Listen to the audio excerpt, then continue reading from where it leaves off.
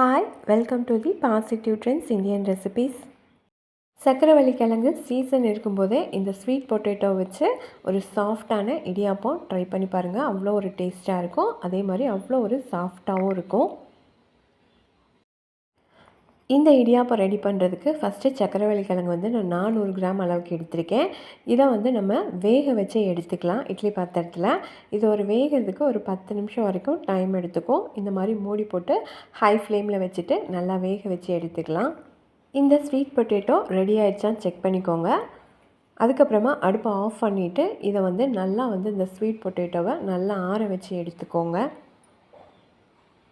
நல்லா ஆறினதுக்கப்புறமா நம்மளுக்கு ஸ்கின் எடுக்கிறதுக்கு ஈஸியாக இருக்கும். இப்போ பாருங்கள், பார்த்தாலே தெரியுது நல்லா வந்து சூப்பராக வெந்து வந்துருச்சு சக்கரவள்ளி கிழங்கு. எல்லா கிழங்குலையும் இருக்க இந்த ஸ்கின்னை ரிமூவ் பண்ணிவிட்டு இதை சின்ன சின்ன பீஸாக வந்து கட் பண்ணி எடுத்துக்கோங்க.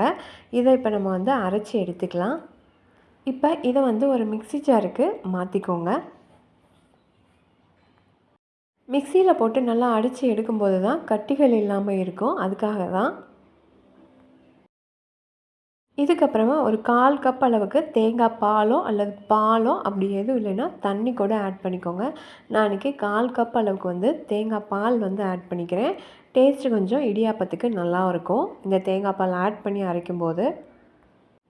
இப்போ இந்த அளவுக்கு நல்லா கெட்டியாக வந்து அரைச்சி எடுத்துக்கோங்க.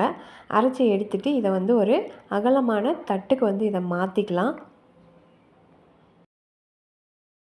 400 கிராம் அளவுக்கு நான் இன்றைக்கி சக்கரவள்ளி கிழங்கு எடுத்திருக்கேன். அதுக்கு 500 கிராம் அளவுக்கு நான் வந்து அரிசி மாவு வந்து சேர்த்திக்கிறேன். இது கடையில் வாங்கின பச்சரிசி மாவு தான். இப்போ இதுக்கு தேவையான அளவுக்கு உப்பு சேர்த்திக்கோங்க. சேர்த்துட்டு இதை வந்து தண்ணி விடாமல் நல்லா சப்பாத்தி மாவு மாதிரி நல்லா பிசைஞ்சு எடுத்துக்கலாம். நம்மளுக்கு இது கரெக்டாக இருக்கும். 400 கிராம் அளவுக்கு சக்கரவள்ளி கிழங்கு எடுத்திங்கன்னா அதுக்கு 500 கிராம் அளவுக்கு அரிசி மாவு வந்து கரெக்டாக இருக்கும். ஃபஸ்ட்டு பிசையும் போது கையில் ஒட்டுற மாதிரி தான் இருக்கும். ஆனால் வந்து பிசைய இது கரெக்டாக இருக்கும். நல்லா உருண்டு வர ஆரம்பிச்சிடும். இந்த மாதிரி நல்லா உருட்டிக்கோங்க. இந்த அளவுக்கு கெட்டியாக இருக்கணும். ரொம்ப அழுத்தி பிசையணுங்கிற அவசியம் இல்லை. இந்த மாதிரி உருண்டு வந்ததுக்கப்புறமா நம்ம இதை வந்து ட்ரை ஆகாமல் இருக்க ஒரு மூடி போட்டு மூடி வச்சுக்கோங்க. இதில் கிழங்கும் வேக வச்சு சேர்த்துருக்கனால இந்த மாவு பிசையும் போதே அவ்வளோ ஒரு சாஃப்டாக தெரியும். இப்போ எண்ணெய் எதுவுமே அப்ளை பண்ணல. கையில் வந்து எந்த அளவுக்கு மாவு ஒட்டலை பாருங்கள். இந்த மாதிரி வீட்டில் இருக்க இடியாப்ப அச்சு எடுத்துகிட்டு இப்போ நம்ம கொஞ்சம் கொஞ்சமாக மாவு வந்து இந்த இடியாப்ப அச்சுக்குள்ளே நம்ம வந்து உள்ளே வச்சுக்கலாம். கொஞ்சம் கொஞ்சமாக உள்ளே வச்சுட்டு இந்த மாதிரி விரலால் நல்லா ப்ரெஸ் பண்ணி விடுங்க. அப்போ தான் கேப் இல்லாமல் இருக்கும். நம்மளுக்கு பிழியும் போது நம்மளுக்கு ஒரே மாதிரியே விழுகும் கீழே. கேப் இருந்தால் விட்டு விட்டு இடியாப்பம் வந்து விழுகிற மாதிரி இருக்கும். அதுக்காக தான். நாளைக்கு இட்லி தட்டிலையே நான் இடியாப்பம் பிழிஞ்சு காமிக்கிறேன் பாருங்கள். ஈஸியாக அவ்வளோ சாஃப்டாக அதுவாக தானாக ரவுண்டாக வந்து ரவுண்ட் ஷேப்புக்கு விழுகுது. இதே மாதிரி எல்லாமே நம்ம இந்த மாதிரி பிழிஞ்சு எடுத்துக்கலாம் இட்லி தட்டில். இதை ரெடி பண்ணுறதுக்குள்ளே இட்லி பாத்திரத்தில் கொஞ்சமாக தண்ணி ஊற்றி அதை வந்து நல்லா கொதிக்க விட்டுக்கோங்க. அவ்வளோ ஒரு சாஃப்டாக இருக்கும். பிழியறதுக்கே ஈஸியாக தான் இருக்கும்.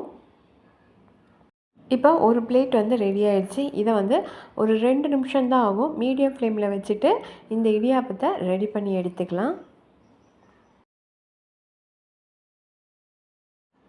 இப்போ இடியாப்பம் வந்து சூப்பராக ரெடி ஆகிடுச்சு. 2 நிமிஷம் தான் இந்த இடியாப்பம் ரெடி ஆகிறதுக்கு. இப்போ இதை ஆற வச்சுட்டு நான் உங்களுக்கு காமிக்கிறேன். அதுக்குள்ளே இன்னொரு 2 பிளேட் வந்து மறுபடியும் நான் ரெடி பண்ணி வச்சுருக்கேன். அதையும் ஒரு 2 நிமிஷத்துக்கு வேக வச்சு எடுத்துக்கலாம். ஈஸியாக எவ்வளோ சாஃப்டாக எடுக்க வருது பாருங்கள். ஒட்டாமல் வருது இட்லி பிளேட்டில். அவ்வளோ ஒரு சாஃப்டாக இருக்கும். இது காலையில் பிரேக்ஃபாஸ்ட்டுக்கு அவ்வளோ ஒரு சூப்பரான ரெசிபி இது. நான் தேங்காய் பால் வந்து ஆல்ரெடி ரெடி பண்ணிட்டேன். தேங்காயும் ஏலக்காயும் நல்லா தண்ணி விட்டு அரைச்சி ஃபில்ட்ரு பண்ணி எடுத்து வச்சுக்கோங்க. இதுக்கு நாட்டு சர்க்கரையும் வந்து டேஸ்ட்டுக்கு ஏற்ற மாதிரி ஆட் பண்ணிக்கோங்க. அவ்வளோ ஒரு ஹெல்த்தியான பிரேக்ஃபாஸ்ட் இது. நீங்களும் இதே மாதிரி ட்ரை பண்ணி பாருங்கள். இந்த ஸ்வீட் பொட்டேட்டோ இடியாப்பம் ரெசிபி பிடிச்சிருந்தா நம்ம பாசிட்டிவ் ட்ரெண்ட்ஸ் இந்தியன் சேனல் ரெசிபியை மறக்காமல் சப்ஸ்கிரைப் பண்ணிக்கோங்க, லைக் பண்ணிக்கோங்க, எல்லாருக்குமே ஷேர் பண்ணிக்கோங்க.